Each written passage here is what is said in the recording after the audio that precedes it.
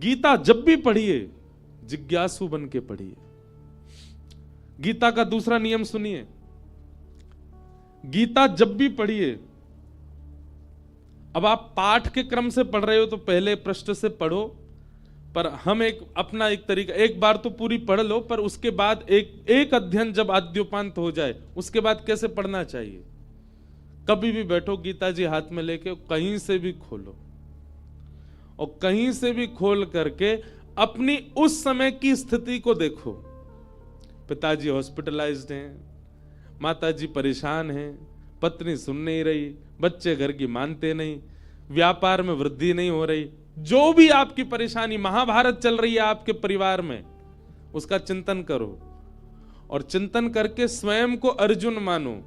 मैं अपने परिवार की महाभारत का अर्जुन हूं, मुझे ही संभालना पड़ेगा।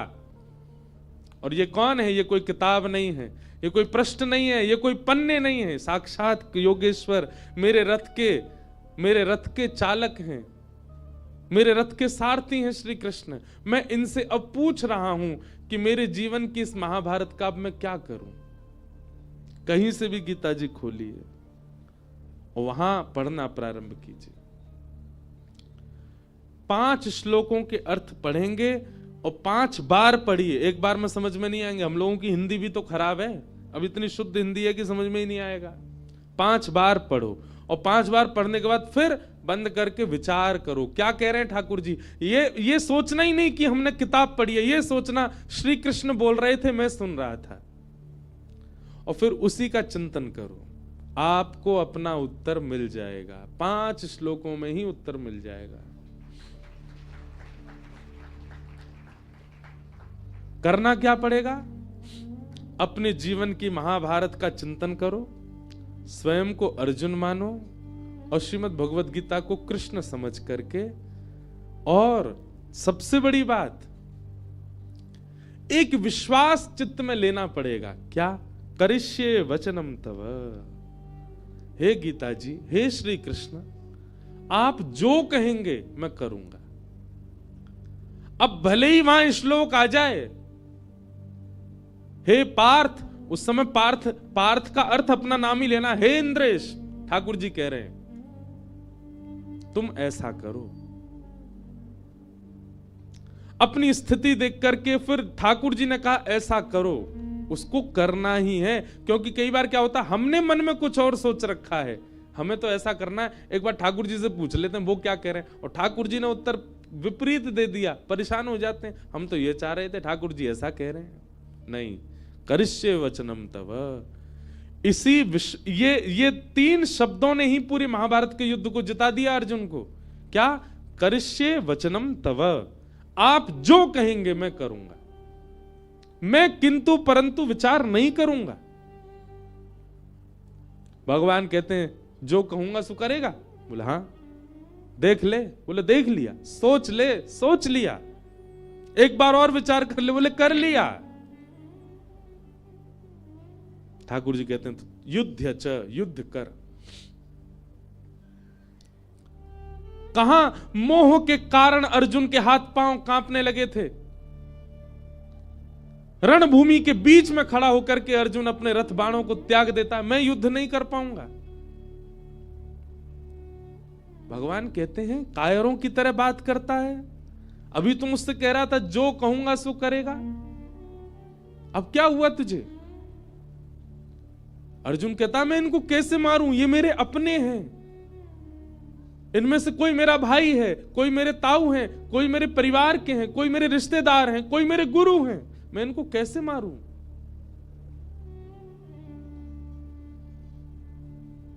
भगवान बोले अर्जुन तुझे मोह हुआ है,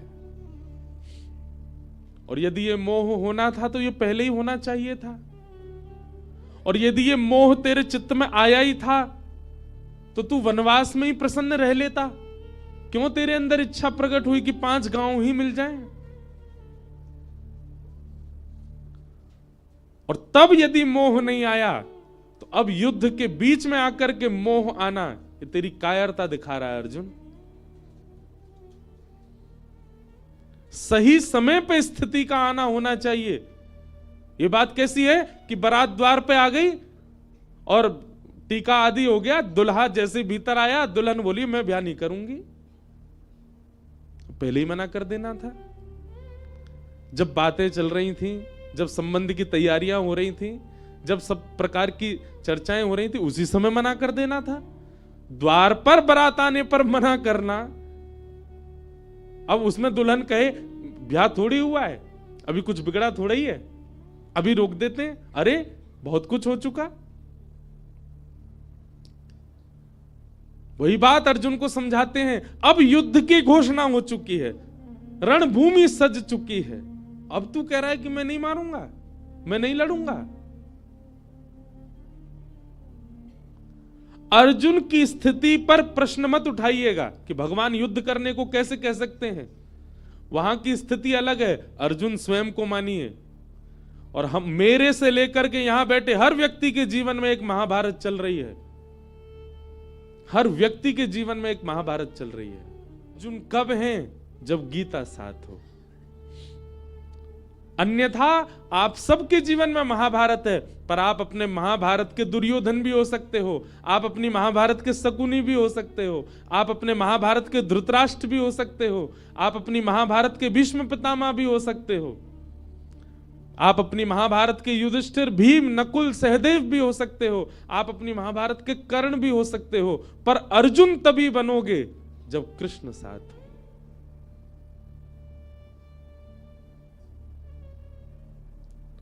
और अर्जुन बनने के लिए कृष्ण साथ हो। कृष्ण तो युधिष्ठिर के भी साथ हैं, कृष्ण तो भीम के भी साथ हैं, कृष्ण तो नकुल सहदेव के भी साथ हैं, पर केवल अर्जुन ही क्यों? क्योंकि अर्जुन जैसा विश्वास नहीं है किसी का।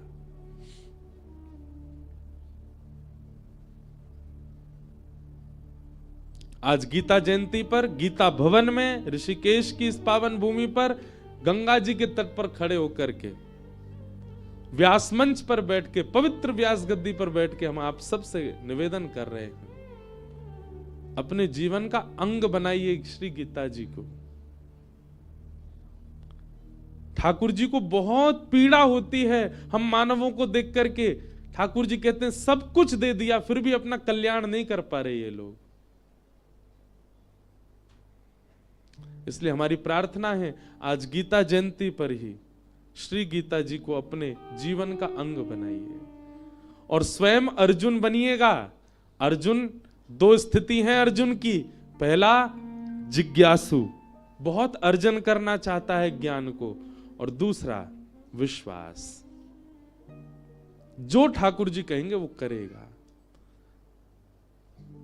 आप अनुभव करेंगे अपने जीवन में। अगली गीता जयंती पर मुझे याद करेंगे आप कि महाराज जी ने सही कहा था। श्री गीता जी ऐसी ऐसी स्थितियों से निकाल के ले जाएंगी आपको।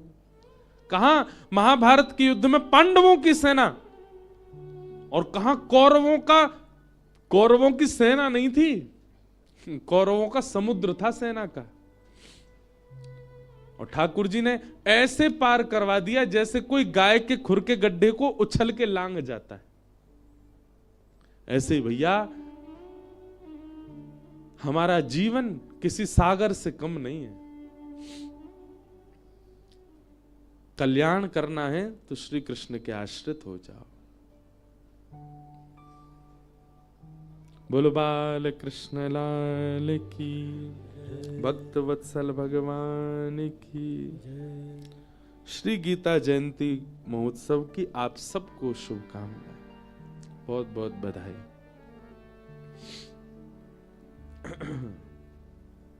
आइए कथा क्रम में प्रवेश करें।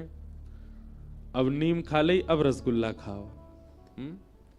कर लियो गिरिराज नाम गिर धारी पायो है, नख पे हार लियो गिरिराज नाम गिर धारी पायो है। गिरधारी पायो है, नाम बनवारी पायो है। हाँ, गिरधारी पायो है। गिरधारी पायो है, नाम बनवारी पायो है। गिरधारी पायो है, नाम बनवारी पायो है। नख पे धार लियो गिरिराज नाम गिरधारी पायो है।